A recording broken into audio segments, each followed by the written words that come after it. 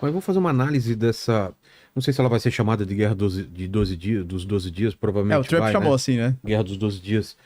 Essa Guerra dos 12 dias teve realmente um vencedor ou todo mundo perdeu, ou todo mundo ganhou?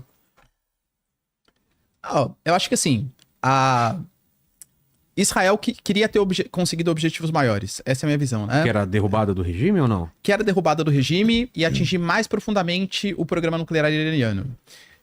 O que Israel teve, né? A gente atingiu o regime de maneira bem efetiva, porque por mais que o Ali Khamenei não tenha morrido, você pega assim, o grau de sucessão, praticamente Os todos foram cientistas. os cientistas foram eliminados, os líderes militares foram eliminados, a cúpula de comando foi eliminada, então é um regime que está bastante afetado mesmo, né? O Ali Khamenei ele tá muito mais isolado. E o programa nuclear também foi atrasado, com toda certeza. Até porque os cientistas foram eliminados. Mas ele não foi aniquilado. E a gente não sabe. Hoje começou a rolar uma série de relatos, inclusive com informantes de Israel, dos Estados Unidos, pessoas da inteligência aí dos países, colocando que eles esperavam ter conseguido objetivos maiores ao atacar o programa nuclear. Quais são os impactos, o quanto impactou, a gente não tem essa noção. Então, assim, eu vejo os dois como parcialmente derrotados. Israel por não ter conseguido os seus objetivos, mas ele vai se vender como um vencedor. Porque, de fato, ele demonstrou uma superioridade muito grande frente ao Irã, que era visto como o país mais poderoso do Oriente Médio, fora, claro, Israel, né?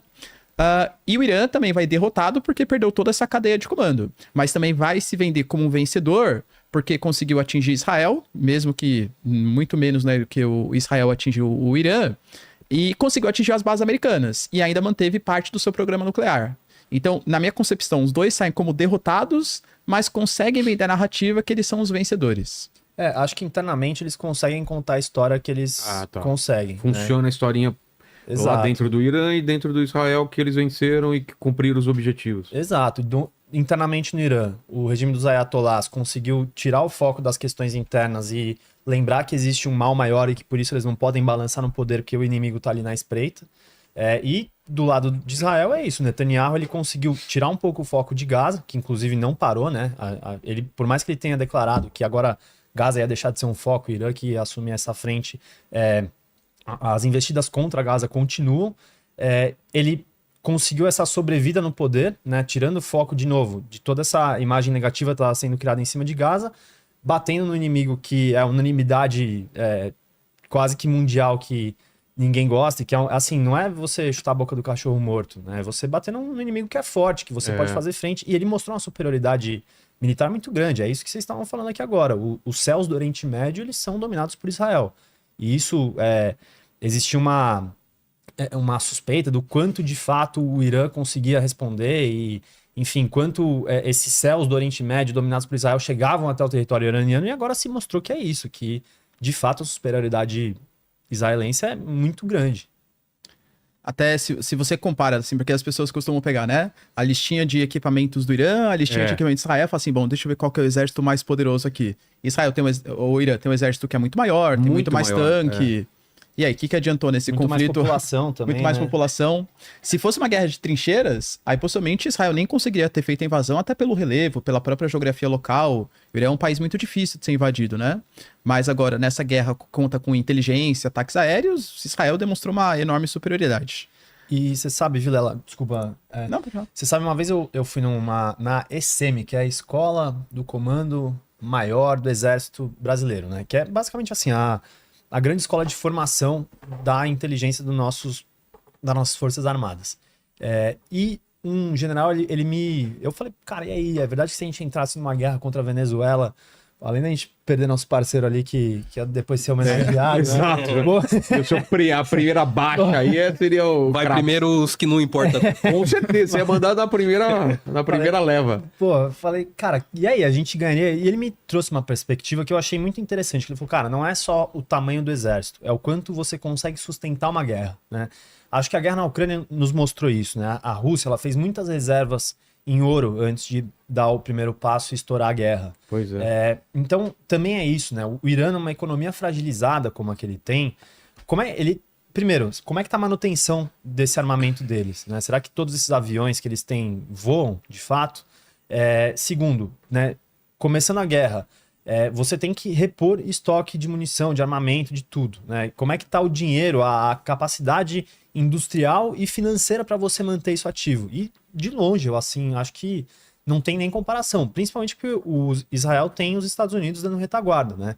E assim, guerra é caríssimo. Eu tava vendo uns dados assim de tipo, pô, quanto que custa cada míssil de defesa do domo de ferro israelense? É caríssimo, assim, tipo, pô, quanto que custa cada míssil que o Irã lançou contra Israel e, pô, grande parte deles sendo abatido? Cara, são cifras astronômicas, né? Então é isso, existe um cálculo financeiro e de capacidade industrial que também entra nessa conta e que vai muito além dessas comparações objetivas que assim, funcionam, mas até a segunda página. Pois é. O que mais que a gente tem que levar em consideração agora é os Estados Unidos em relação voltar a atenção para a Ucrânia, voltar a atenção para Gaza, o que vai acontecer? Acho que um outro ponto também importante, Vilela, só até complementando um comentário que você tinha feito há um tempinho, né, que para não misturar a questão do antissemitismo com o Estado de Israel e tal, eu acho que o Benjamin Netanyahu e o governo israelense, não que eles queiram fazer de maneira proposital, mas com algumas declarações, eles mesmos acabam misturando essas coisas. Por exemplo, o Macron, por exemplo. O Macron, junto com o Pedro Sánchez da Espanha, eles estão criticando a postura do Estado de Israel e anunciando, inclusive, sanções contra algumas figuras do governo israelense. O que o Benjamin Netanyahu fala? O que é isso? Vocês estão apoiando o Hamas, então?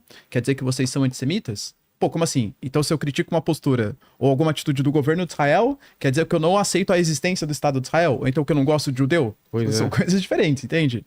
Então, o próprio governo Benjamin Netanyahu, acho que ele tá querendo usar qualquer tipo de crítica à atitude do governo israelense, colocando como se fosse uma crítica à existência do Estado de Israel ou uma crítica à existência do povo judeu. Que, de novo, não deve ser minimizado. O antissemitismo aumentou mesmo, já existia, aumentou mais, mas acho que o Benjamin Netanyahu usa isso também como arma política para conseguir os seus objetivos. Total, né? Inclusive, assim, classificando como antissemitas até instituições das Nações Unidas que, pô, se mostram ou próprias, sei lá, outras instituições humanitárias que têm uma atuação muito técnica, muito dentro, assim, do que esse Estado, essas regras do direito internacional humanitário, né? Que é a regra da guerra, né? Então, é isso. Eu acho que, pô, é um tiro no pé muito grande que ele faz, porque isso alimenta, inclusive, essa narrativa de confundir as coisas, né? Exato. Inclusive pro lado ruim.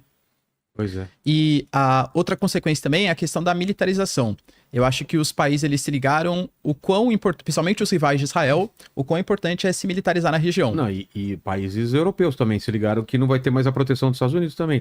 Tem uma corrida armamentícia aí que por exemplo, tem volta. A gente até pode falar também, né? A OTAN está se unindo hoje. Inclusive, eles anunciaram ontem um aumento dos gastos mínimos, porque é 2%. Não era 7%? 2% é o mínimo que tem que gastar. 2%.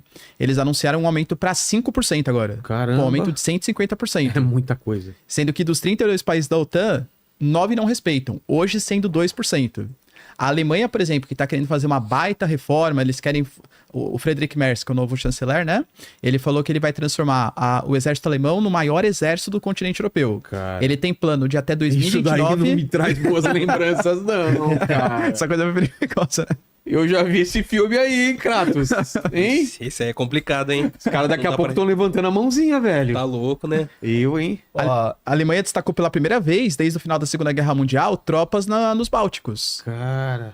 E ele quer aumentar para 2029 3,5%. Pô, falar em 5% é um aumento muito, muito grande. A Turquia, por exemplo, do Recep Erdogan, que é um país também que é membro da OTAN e é um inimigo do Estado de Israel, falou, a gente vai ter que aumentar a nossa produção de mísseis. Porque não tem como, tem o nosso vizinho aqui. O Paquistão, por exemplo, que é o país que eu falei, né, que anunciou apoio ali ao Irã, mas não é tão aliado assim do Irã, ele falou que é necessário fazer uma coalizão islâmica dos países islâmicos para se proteger do Estado de Israel. Falando, pô, se Israel fez isso com o Irã, pode fazer isso também no futuro com a Jordânia, com a Arábia Saudita. Óbvio que eu acho que é um grande exagero, né? Eu acho que Israel vai fazer isso com todos os países vizinhos. Mas, assim, uma militarização do Oriente Médio e talvez até do mundo possa acontecer também por conta desse conflito. Pois é, eu acho que um cálculo que a gente tem que fazer esses países eles vão aumentar gasto em defesa. Da onde que vai vir esse dinheiro? Cara, eles não vão imprimir dinheiro do nada. Esse dinheiro vai sair da saúde, vai sair de educação, vai sair de programa de transição energética, de assistência humanitária, inclusive para outros países, né? Eu tava vindo aqui a caminho, eu vi um dado, no mundo que gasta 2,7 trilhões de dólares em defesa, isso dados do ano passado, era um post de uma agência da ONU. Então, a gente está pedindo de 1% disso para ajuda humanitária, né? Ou seja, a gente está diante de um grande desinvestimento em ajuda humanitária ao redor do mundo. Isso significa menos gente comendo, menos doença sendo contida. Esses cenários em que você tem aumento dessas degradações de condições de vida também são um terreno super fértil para grupos extremistas crescerem. E, no outro lado, a gente tem um aumento do armamentismo. Então, assim, é uma receita muito grande para o caos, né? E aí peço licença para contar muito rápido aqui uma experiência que eu tive. Eu já fui para a Síria, já fui para o Líbano, inclusive recentemente. A trabalho ou fui a trabalho e durante uma época que, inclusive, estava já rolando os bombardeios. Assim, então, não como teve no último ano, que quase todo o Líbano, por exemplo, foi bombardeado. Eram bombardeios em regiões mais localizadas. E quando eu estava na Síria, teve um ataque de drone na embaixada iraniana, inclusive no dia que eu saí de Damasco, da capital síria, né? E deu para entender um pouco de como que esses grupos, por exemplo, o Hamas, o Hezbollah, eles operam, né? A gente aqui tem, acho que, uma visão de que eles são, tipo assim, o cidadão médio que faz parte do Hezbollah, ele não é um cara que está sempre de rosto coberto com uma AK-47 na mão. Não, ele é um gestor público. Ele é um cara que cuida ali para que tenha eletricidade no bairro. Esses grupos, eles assumem um papel de Estado nesses lugares, né? Quando você tira... Tipo uma milícia. Exato, tipo uma milícia, que nem a gente tem aqui no Brasil, inclusive. Né? Eles começam a fornecer todos os serviços básicos, eles fornecem educação, eles fornecem programas para garantir que ninguém falte trabalho, para que não falte necessidades básicas. E aí, imagina você, uma criança que cresce ouvindo que o inimigo é Israel, e aí, em compensação, o amigo é aquele cara que está dando tudo que ela precisa, né? Essa criança ela não vai ter uma compreensão neutra da situação, ela vai abraçar o lado que ajudou ela a vida inteira, né? Então, acho que só reforça a complexidade que é o Oriente Médio, com toda essas frações de grupos que existem lá, né? Esses grupos que têm braços armados e que eles se baseiam muito nesse discurso de ódio. E aí eu boto todo mundo em torno disso, inclusive grupos extremistas dentro de Israel que atuam nessa lógica, para você se fortalecer e criar esse antagonismo, né? Esse negócio do eles e nós em lados diferentes para unir todo mundo em um objetivo comum.